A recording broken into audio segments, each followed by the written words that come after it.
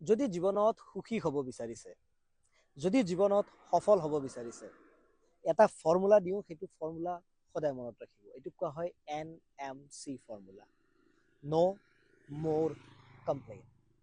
আমি যেতিয়াই কিবা এটা কামৰ কাৰণে বেলেগক কমপ্লেইন কৰোঁ, আমি যেতিয়াই আমাৰ বিফলতাৰ কাৰণে বেলেগ এজনক কমপ্লেইন কৰোঁ, আমি আমাৰ ৰেছপনচিবিলিটি লোৱা বন্ধ কৰি পেলাওঁ। আৰু যিদিনাখন আমি নিজৰ ৰেছপনচিবিলিটি লোৱা বন্ধ কৰি পেলাওঁ, সেইদিনাখন আমাৰ সফলতাটো, আমাৰ সুখটো বেলেগ এজনৰ ওপৰত ডিপেণ্ডেণ্ট হয়। আপোনাক এখন বিশ্ব ব্ৰহ্মাণ্ডত কেৱল এজন মানুহে সুখী কৰিব পাৰিব, কেৱল এজন মানুহে সফল কৰিব পাৰিব, আৰু সেইজন আপুনি নিজেই।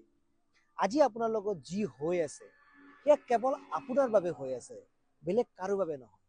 আজি যি আপোনাক সুখ দি আছে, যি আপোনাক দুখ দি আছে, বাহিৰৰ মানুহখিনিয়ে নহয়, আপোনাৰ নিজৰ কৰ্মই আৰু নিজৰ অভ্যাসৰ কাৰণেহে আপুনি এইখিনি বস্তু পাই আছে।